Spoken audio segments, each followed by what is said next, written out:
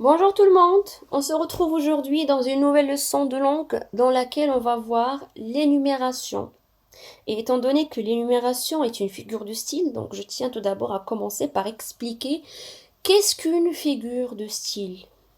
Alors tout simplement, la figure de style, c'est une expression utilisée par un auteur pour attirer l'attention du lecteur, le séduire, l'émouvoir ou le convaincre.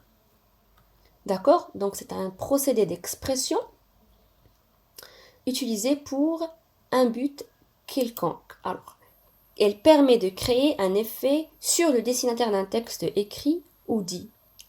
Alors, vous allez me demander quels sont les types ou bien quels sont les types de figures de style. Il y en a plusieurs. On ne pourra jamais étudier toutes les figures de style en une seule année.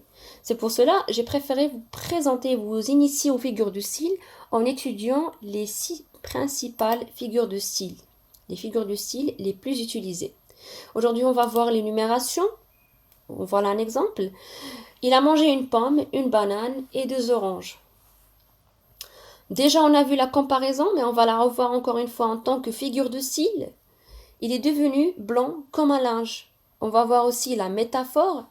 Exemple, cet enfant est un ouragan. Alors, la métaphore est tout simplement une comparaison, mais sans utilisation d'un outil de comparaison.